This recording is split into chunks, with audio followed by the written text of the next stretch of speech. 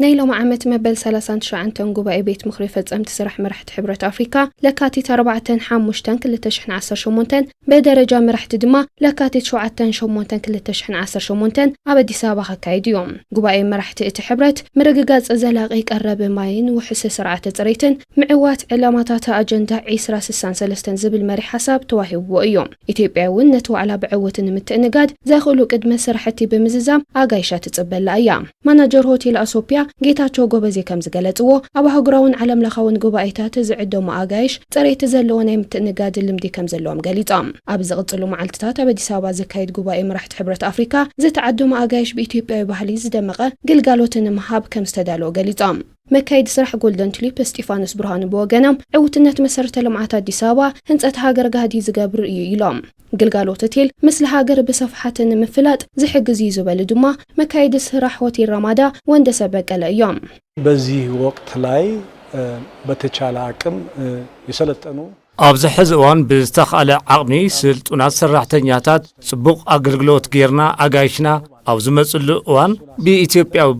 ባህልና ብዝገልጽ መልክዑ ንምቕባልን ንምትንጋድን ተዳሊና ኢና ኣብ ሪሴፕሽን ክፍሊ መዘናግዒ ክፍሊ መተኣናገዲ ዘለው ሰራሕተኛታት ከምኡውን ኣብ ኣታሕዛ ጽሬት ዝርከቡ ሰራሕተኛታት ባህልና ከፋልጡ እንትመጹ ድማ እንኳዕ ደሓን መጻኹም እንብለሉ ኣብ ኣፍደገ ክህል እዩ ብዝተኻለና ዓቕሚ ባህሊ አፍሪካ ዝገልጸሉ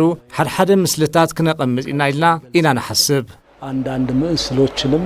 እናስቀምጣለን ብለን እናስባለን በየጊዜው ከምናደርገው ነገር ባሻገር እንደዚህ አይነት ኢቨንቶች ሲኖሩ በብዋኑ ካብ ንገብሩ ነገራት ብትወሳኺ همزيوم ለአመሰሉ ፍጻመታት ልውተሉ ቀዲምና ምድላዋት ንገብሪና ናይ ኮመርሻሊ ኦፕሬሽን አባላትና በሐባር በመዃን ለሐሸ ውጽኢት በመምጻእ ንህንጸት ሃገር ልዑል ስራሕና ንሰርሕ ኣብ አዲስ አበባ ልግነዩ መሰረተ ልምዓታት መባጽሕ ቱሪዝም በዘር ይመልክዕና ንነግሮም ካብኡ ሰባትና ተስሓቡ ናብቶም ቦታታት ንክኸዱ ኢና ንደፋፍኦም የሆኑ ሰዎች ወደዛ ቦታዎች እንዲሄዱ ፑሽ እናደርጋለን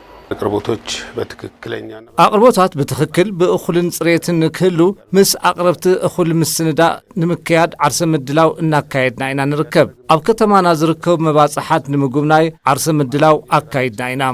አድርገናል ፕሬዝዳንት ማህበር ወነንቲ ሆቴል አዲስ አበባ አስቴር ሰሎሞን ከም ዝገለጾ ሆቴላት አዲስ አበባ አቅሚ ቱሪዝም ዝኾኑ ውጽኢታት ከም ዝተመዝገቡ ገሊጻን ኣብ አዲስ አበባ ዝካየድ ጉባኤ መራሕቲ ሕብረት አፍሪካ ውጽኢታዊ ልምዓታት ኣብ ዝተካየደሉ ዝካየድ ብምዃኑ ፉል ከም ዝገብረውን ወሲኸን ሓቢራን አዲስ አበባ በብዙ መልኩ ተቀይራለች እንግዳ ለመቀበል በከፍተኛ ዝግጅት ላይ ነው የምትገኘው አዲስ አበባ በብዙ መልኩ ተቀይራያ አጋሽ ንመቅባል ልዑል ምስንዳት እና ካይደት ያትርከብ ምቹት ኮይናያ በዝውን ሰመጽዩ ምግብና ይደልዩ በዚህ ተልዓለ ድማ ግልጋሎት ሆቴላት ካብዋና በዋን እና ዘመነን እና ተቀላጠፈን ይዝርከብ ስራሕትና በስሑ ከድከሎ ሰባቱን እና ለመድወን እና ተነቃቅሑን ይም ዘለው ምዝመጹ አጋሽ ማዕረን ምጓዓዝ ልዑል ናይ መነቃቃሕ ስልጠናታት አሶሲሽንና ንአባላት ሆቴል እና ሰልጠናይና ሆቴላት ብዝተቃል ዓቅሚ እቶም አጋይሽ ገዝኦም ኮይኑ ንክስምዖም ሕቶታቶም ብምምላስ ድሌቶም ብምምላ ጽባሕ ተመልሶም ንክመጹ ሕዚ ካብ ጀመርዎ ብዝበለጸ ከጠናኽሩ ይግባእ ለነገም ተመልሰው እንዲመጡ የሚያደርጉበትን ሁኔታ